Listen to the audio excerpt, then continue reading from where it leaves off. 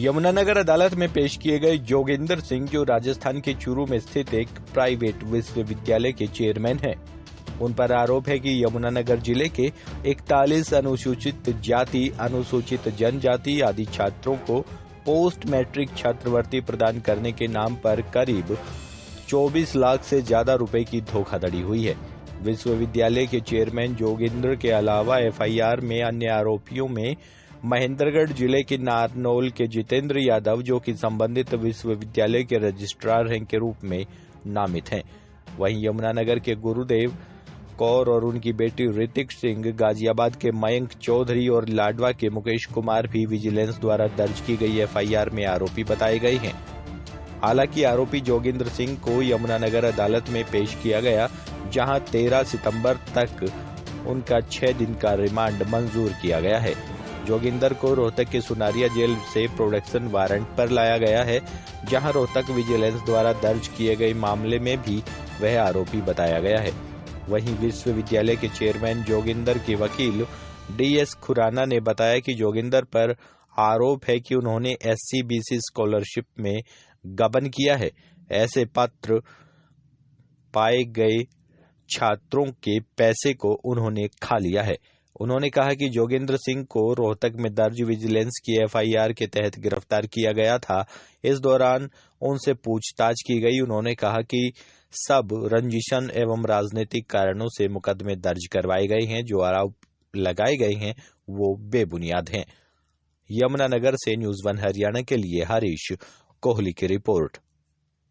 सिंह दलाल पहले पूर्व चेयरमैन रहे हैं ओपीजीएस विश्वविद्यालय के।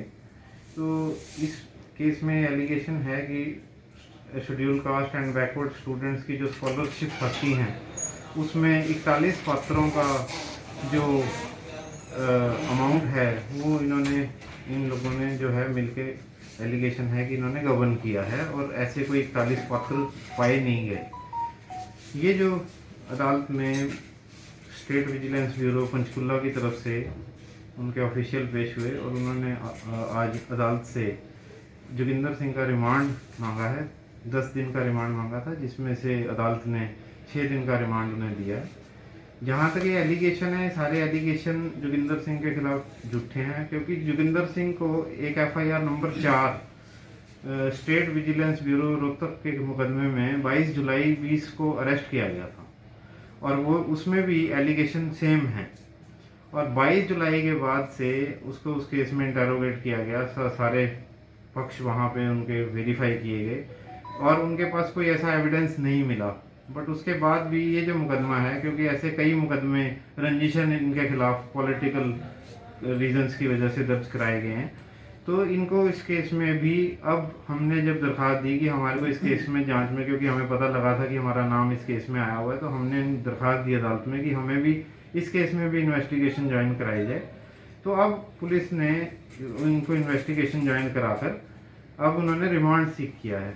ये एलिगेशन टोटल झूठे हैं। एज पर माय क्लाइंट जो है उसके अकॉर्डिंग वो 2015 से 20 मार्च 2015 को ओपीजीएस ट्रस्ट जो है, जिसमें यूनिवर्सिटी चेयरपर्सन से उन्होंने रिज़ाइन कर दिया था और उसके बाद ट्रस्ट से भी रिज़ाइन कर दिया। उनका इन मामलों से कोई लेना देना नहीं है, क्योंकि ये जितने एलिगेशन हैं ये 2017-18 की छात्रवृत्तियों के हैं। तो इसलिए वो बेसिक आधार जो है वो सारा झूठा है, क्योंकि हम उस समय 2015 के बाद हम इसमें ना तो चेयरपर्सन रहे, ना ही हम उस ट्रस्ट के मेंबर रहे। तो ये एलिगेशन हमारे खिलाफ बिल्कुल निराधार है। 41 जो कैंडिडेट के पैसे हैं वो 41 कैंडिडेट्स ने खुद विड्रॉ करें और हमारे को जबरदस्ती बस इस केस में इन्वॉल्व किया।